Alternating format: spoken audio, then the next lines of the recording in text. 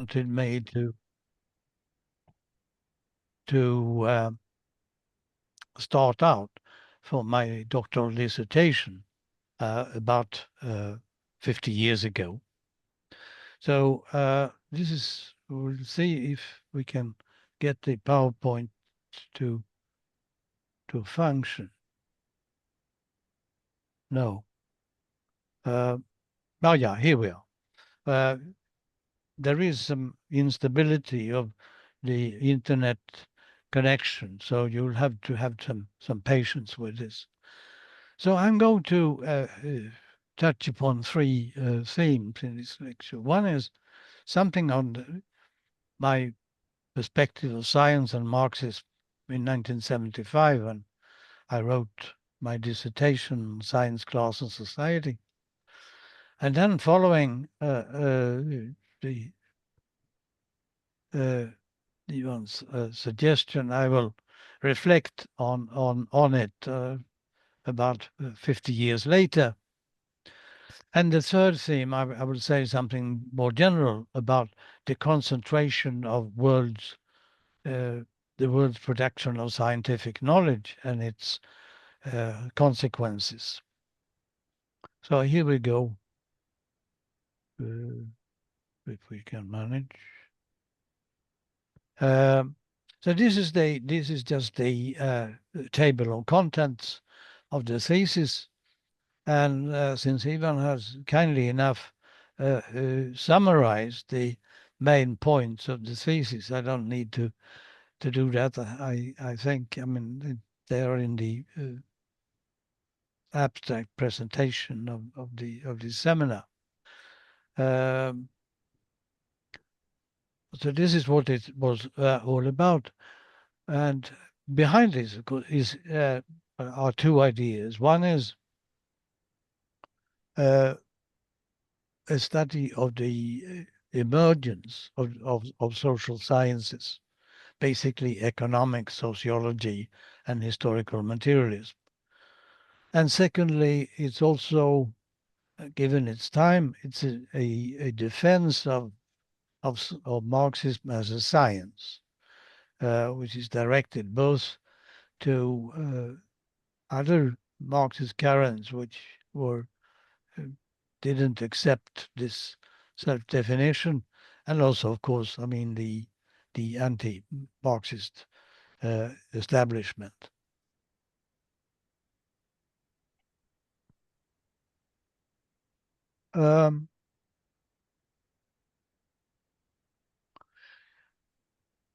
Science, I have interpreted as based on discoveries of pattern of determination, capable of explaining features and processes in the universe.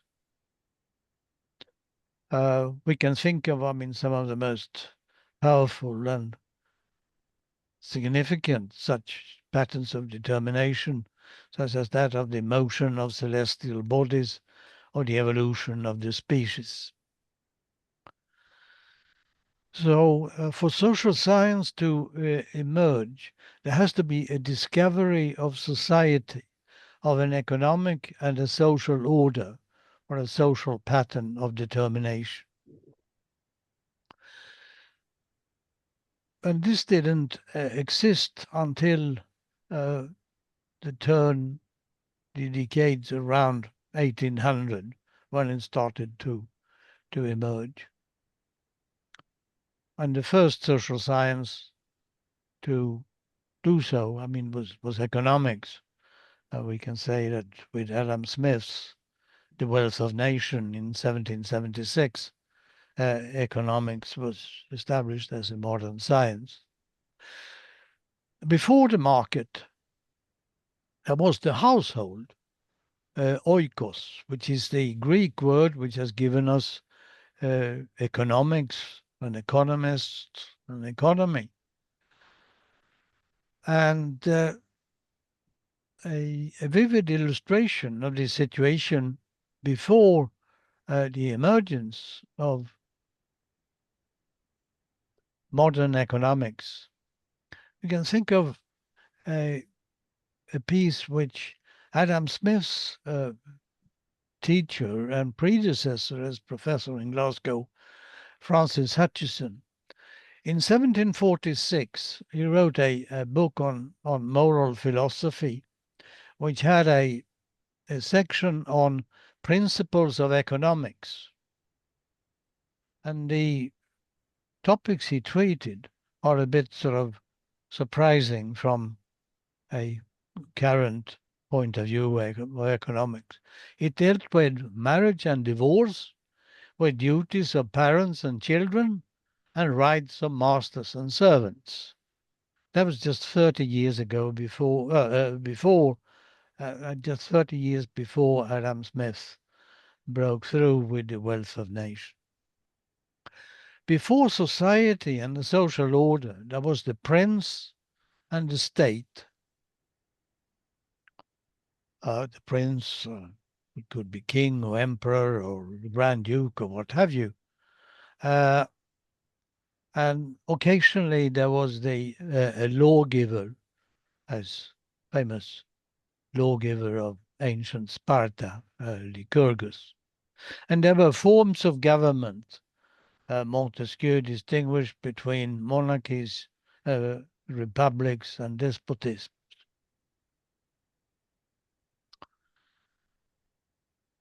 But social science and sociology and other social science developed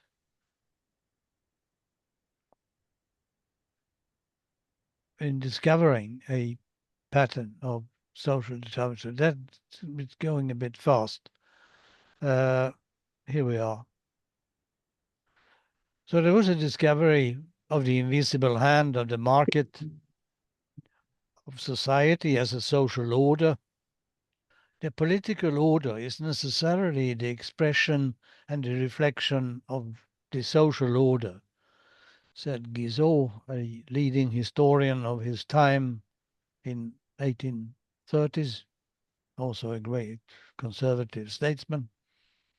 And civil society between the family and the state, as Hegel put it. And finally, of course, there was the discovery or the conceptualization of the mode of production by Marx. The historical context of this rise of the social sciences was a new order, social order emerging with several features, but let me just mention, the most important. One was the expansion of commerce, particularly of overseas trade, and to a large extent colonial trade, including slave trade. And one of the names of the new order was a commercial society. And there was the third estate in the French Revolution. The third estate, which called itself or regarded itself as everything, and said to accusingly that it was currently held as nothing and wanted to be something. That was basically yes. And the third estate was largely the French society below the monarchy, the aristocracy, and the clergy. A common denominator of the analysis of the new social order, the discovery of society, was that it was post-aristocratic and non-military. There was in the late Enlightenment a talk about le doux commerce, the sweet trade, about to succeed the warring aristocratic states.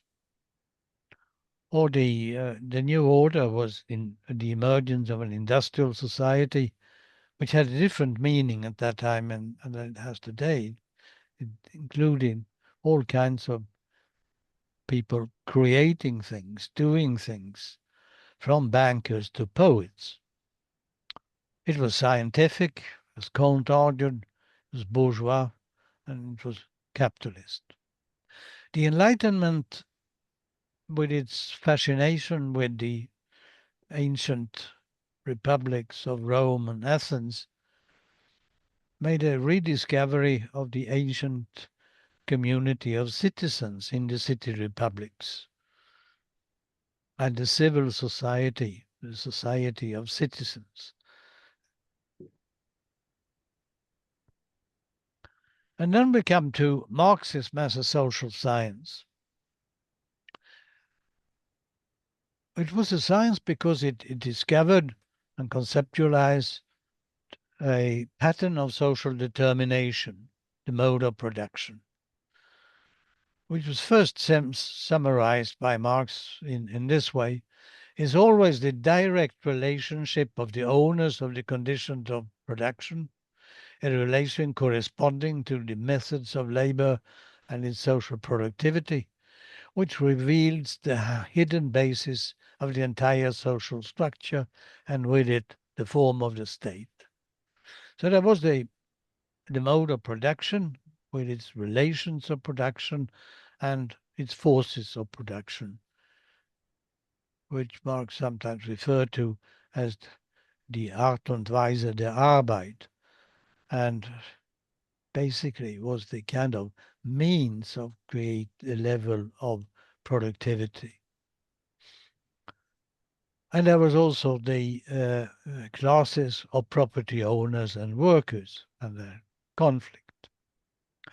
Apart from this general pattern of social determination as a history of different modes of production, Marx also presented a theory of industrial capitalism and its dynamics, which involved two dialectical processes. One, a structural dialectic in which there developed a mounting contradiction between the increasingly social character of the productive forces and the private relations of production. And secondly, there was also an actor's dialectic of class conflict. Capitalist development by itself meant an increase of the size and the concentration of its adversary, the working class. The historical context of this discovery was the beginning of the Industrial Revolution, particularly in Britain, and the rise of violent and large-scale working class struggles in France, Britain, and Germany in the 1830s and early 1840s. And we can say that without those working class movements, there would probably have been no Marxism.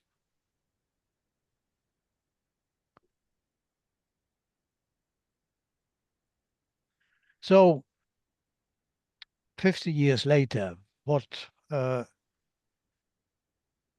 I like to say? Well, first of all, the social totality, a basic concept in Marxist discourse, has changed from society to the world and the planet. I now think that society is an inadequate concept of social totality because implicitly or unconsciously is bounded by a state.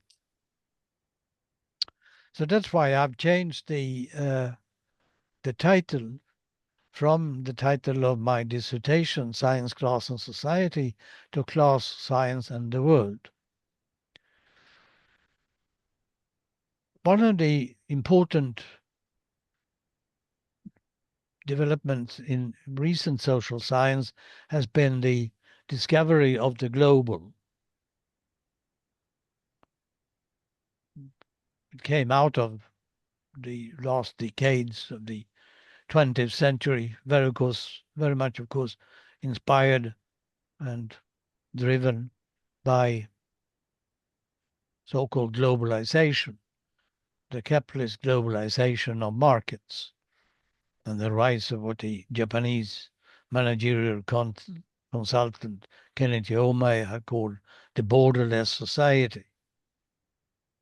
But there were also other conceptions of the global. There was the modern world system developed by Immanuel Wallerstein, the world society of similar norms and institutions in the world by John Mayer, Emmanuel Castells in his millennial trilogy emphasized globality as global networks and information flows.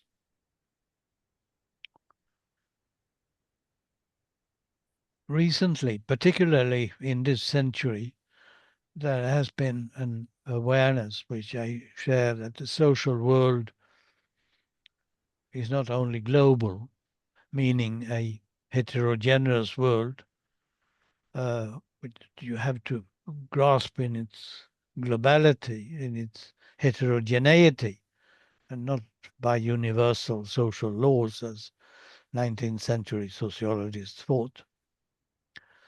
But in the 21st century, the planetary aspect has become significant.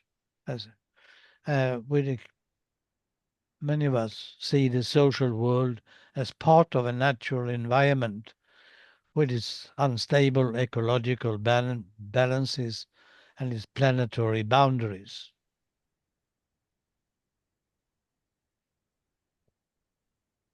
A second lesson, I think, 50 years later, is the limited scientificity of the social sciences. I think we should acknowledge that human action is basically limitless and capable of going beyond virtually all patterns of determination. And we should also recognize the humanities side of social science, which I was not very much interested in 1975 when fighting for Marxism as a science, defending it against critical theory, among others. It's basically anti-scientific orientation. But the humanities deal with understanding and analyzing the social in terms of interpretations of meaning and intent. And I've also learned the importance of the crafting of narratives. There was a time when narrative historiography was being marginalized as old-fashioned in the profession. But I think recently, with the political polarizations of the world, we have come to appreciate and to recognize the importance of narratives and their choices of time and space, of relevant contexts, which ground different plausible narratives. We can see there are different perceptions and interpretations of events. It cannot, would lead to disputes which cannot easily be solved by scientific methods. And we see important examples of this importance of narratives in the ongoing wars in the Ukraine and in Gaza. When did they begin? What was the basic conflict, etc., and so on. Then, if we look at historical materialism and social science today, I think, or I would argue that the capitalist mode of production, with its class structuration and its class conflict, remain a research area of importance to social knowledge. And now, after the end of the Cold War, the study of capitalism is no longer taboo in the West. Before that, it had to be called market economy or market society. But the study of capitalism cannot claim any scientific superiority of social explanatory power, which I did in 1975. Its centrality depends on the researcher's values, commitments, and research interests. A materialist approach to the study of ideas and knowledge production has developed further since Marx and is now a major orientation in the research field. We'll come back to that. Marx's theory of industrial capitalism was in many ways an impressive mid-19th century prediction. For instance, of the growth and strengthening of the working class, which certainly did happen and culminated in Western Europe in the late 1970s, early 1980s, in the United States somewhat earlier in the early 1950s.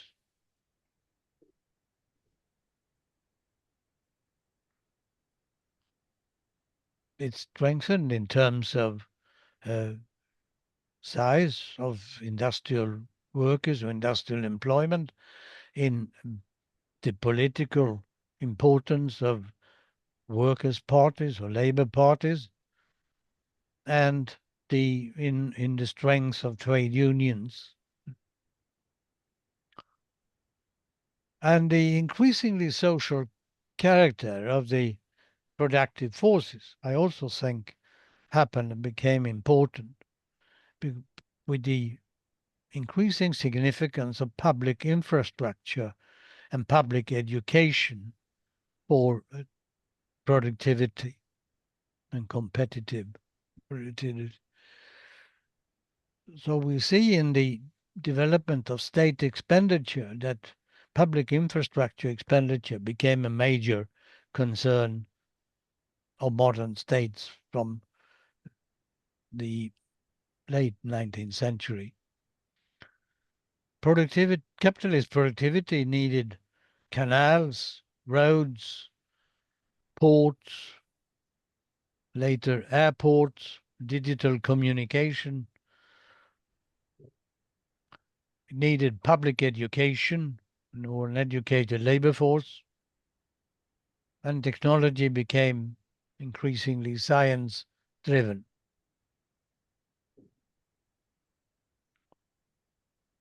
On the other hand, Marx missed the dynamism of the 20th century capitalism, which was unexpected, to all 19th century observers, even the most pro-capitalist ones. And also the wide differentiation of wage and salary labor with the emergence of the so-called middle strata. Nor did he foresee the enormous generation of private finance capital by the late 20th century and its overtaking industrial capitalism as its systemic driver from about 1980. And thereby, and together with deindustrialization, the fatal dialectic of industrial capitalism leading to socialism and communism closed.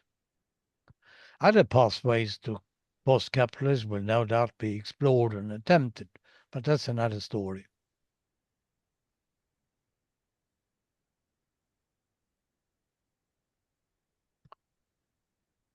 The historical materialist approach to the study of knowledge and ideas, I think, is a lasting legacy of Marx.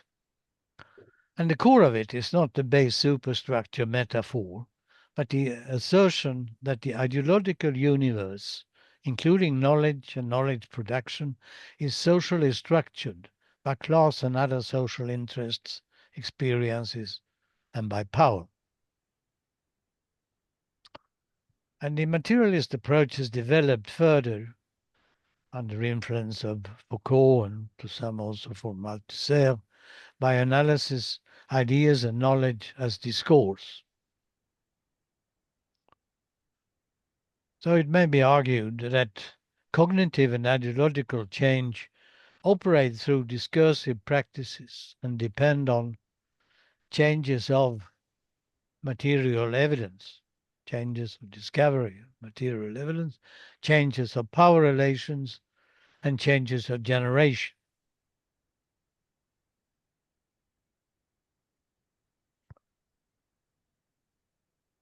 There is also a question about class after the end of industrial capitalism and after the dialectic of industrial capitalism. It's clear, I think, that Marxism loses its future promise, but not necessarily its analytical edge. That's still open. Post-industrial financial and current little industrialized capitalism in the global south are structured differently and so far without any visible central dialectic of class. Although one might be discovered. But finance-dominated global capitalism should ever be a great new research object of historical materialism. The meaning and force of class today, I think, first of all, that class points to a fundamental social cleavage in modern societies between capital and labor and its ramifications between the privileged and the others, the exploiters and the exploited, the rich and the poor.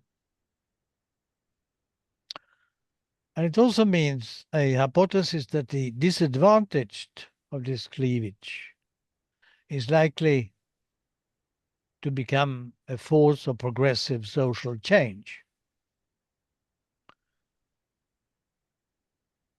And from above the cleavage of class, we should expect resistance to progressive change. Progressive meaning egalitarian. But thirdly, we also have to recognize, I think, that there is no longer any clearly demarcated collective actor uh,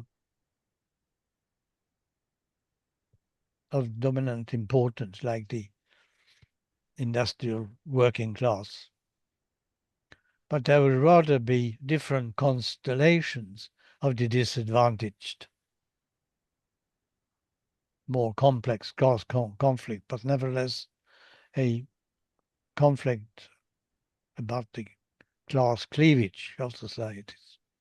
In the global south today, in the ongoing rebellions, these constellations are often referred to as grouping together, recognizing they're fighting together, youth, whether it's students or unemployed youth, trade unions, these are small but significant with their organization, feminists and indigenous peoples, who are often climate activists.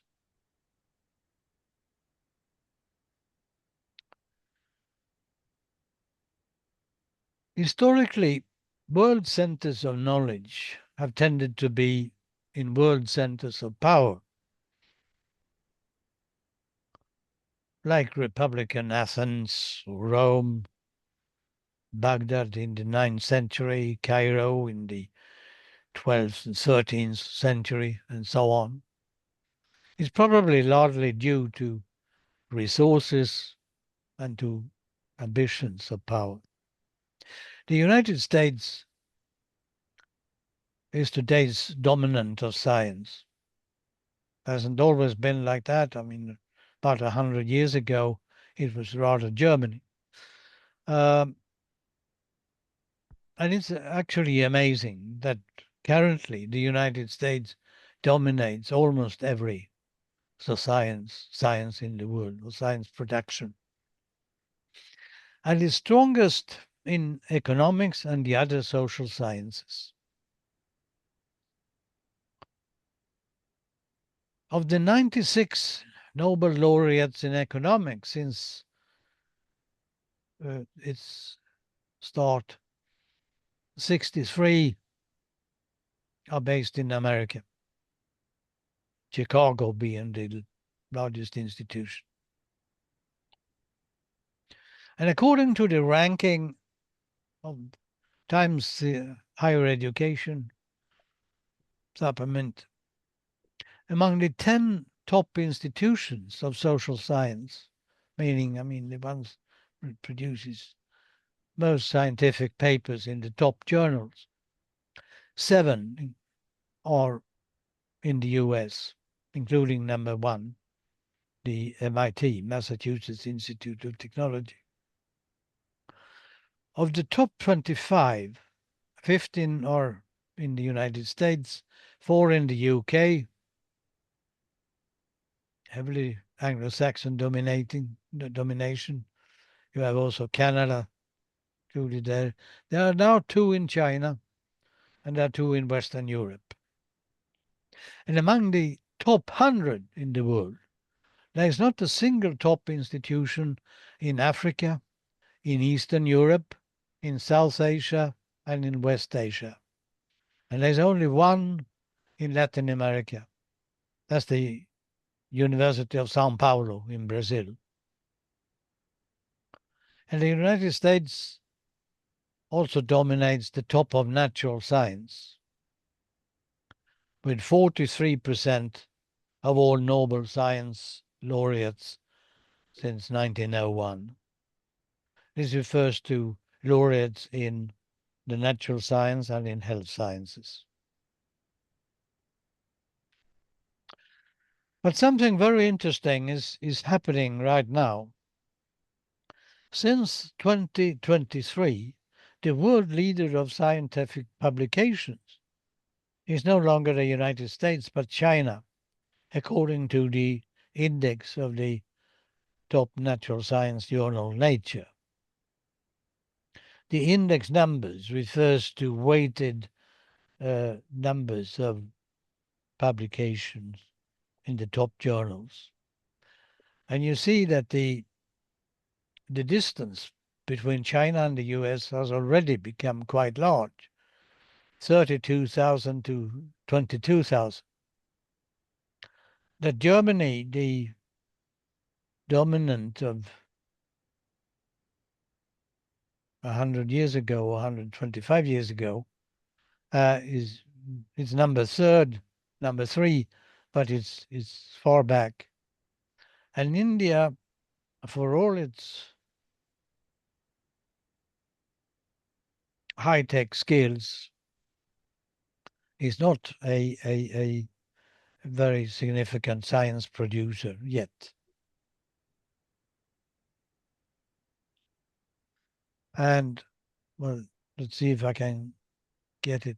The top institutions of scientific research are also predominantly Chinese. 8 of them are Chinese, headed by the Chinese Academy of Science. Then there is Harvard, and there is the German Max Planck Gesellschaft.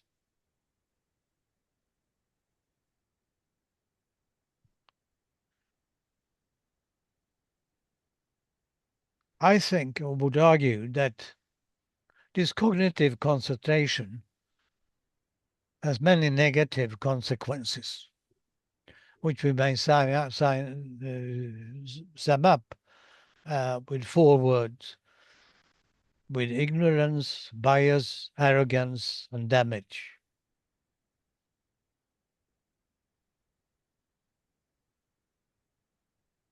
There is an ignorance of the peripheries of the world. There is a bias by myopia, looking at the familiar, rich and advanced and privileged world. And there is often arrogance against the periphery, against the knowledge of the people in the periphery. Perhaps the best example, worst examples of that arrogance currently has been the economic consultants sent out by the World Bank and the IMF to dictate the structural adjustment of the indebted global South countries, always recommending methods creating larger unemployment and more inequality. Even for a time, more illiteracy, when the IMF and the World Bank had somebody there had come up with the brilliant idea that poor countries should take out fees for public education to show people that education was valuable. The effect, of course, was that many poor people simply had to withdraw their children from school. There has been damage by this cognitive concentration. The concentration of the natural sciences has meant a contribution to the technical and economic underdevelopment of the periphery. In the health sciences, more specific, has meant a relative neglect or even ignorance of diseases of the periphery and of the diseases and medical health problems of the popular classes. And here there is a substantial body of empirical research showing them. A colleague of mine at Cambridge was one of the researchers on how this characterized the WHO, which is a UN organization, and his name is Larry King. I recommend his works. In economics, we have already talked about the liberal economists landing 24 hours in poor country in the world and dictating how they should change their economies. And generally speaking, in the social sciences, including the humanities, you find many examples, although have become more rare recently, too, of Western self-congratulation, of Western worldviews, Western norms and innovations, and blotting out colonialism, slavery, racism, and suppression of indigenous culture. However, I would also very much like to emphasize, which I think you all agree with, that Western cognition is not monolithic. It includes varying amounts of critique and dissidence, and recently even what we may call a planetary enlightenment, a planetary and global human concern, where climate scientists form a vanguard.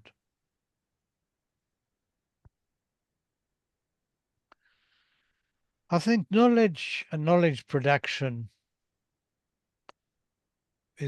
are facing diverging paths in the future.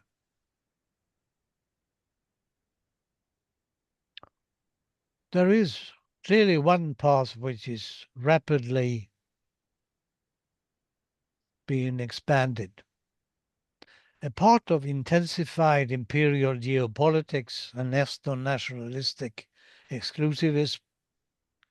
Trumpist USA is the trailblazer of climate and selected medical science denial, vaccination denial, for instance, and nature, gender, and race motivated restrictions on academic freedom and academic access. And one little piece of geopolitics has even been confessed by the Times Higher Education scholars who put together the ranking lists we have talked about. In March 2022, the Times Higher Education, that's what the THE means, announced that it was taking steps to ensure that Russian universities, quote, are given less prominence in the university rankings. Somebody had apparently complained about that too much space was allocated to Russian institutions. It was taken up and discussed again and used in University World News this year. But there is also a path which developed very much in the 1990s and in the first decade or so of the 20th century, a path of global respect, exchange and cooperation, of planetary concern, and of Saturn catching up. And there are several aspects of this. There was a large international student migration from 2.2 million in 2002 to 6.9 million 20 years later, of whom at least 1 million Chinese. And there developed intercontinental even, universities exchange and cooperation of research. This cooperation is now under geopolitical attack. I guess many European countries have cut all contacts with Russian institutions, and there is now an ongoing offensive against contacts with Chinese institutions, both in Europe and in the United States. But it's still there to some extent, and it may continue. There are also occasions of taking a broader view of knowledge and of the uses of knowledge. So the TAG, the ranking institution, has started a new kind of ranking, which is listing the impact of universities on UN Sustainable Development Goals. Of 17 goals that thought, a University of the South got the top spot on 5 of them. Malaysia had 2 universities, Ghana, Indonesia, and South Africa, 1 each. And there are some embryonic linking of national research resources to socio-economic development programs in the South, lessening dependence on IMF, the World Bank, and Western consultants. And there are, of course, the shining examples of the global South of catch-up, South Korea, Singapore, and China, although there are still exceptions.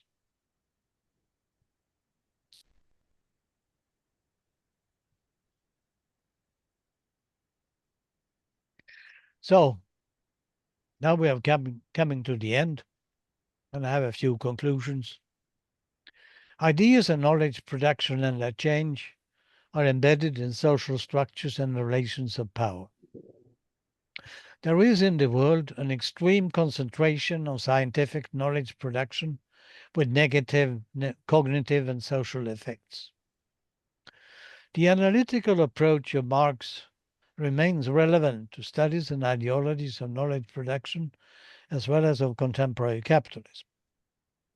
But this approach had better taken as an approach within an open set of social science approaches and not as a demarcated ism of identity, as Marxism. Human social life, I think, is too complex and too varying from any single scholarly paradigm to capture. But personally, I still think that Marx remains a beacon of emancipatory reason, whose light is called for in these grim times. Thank you.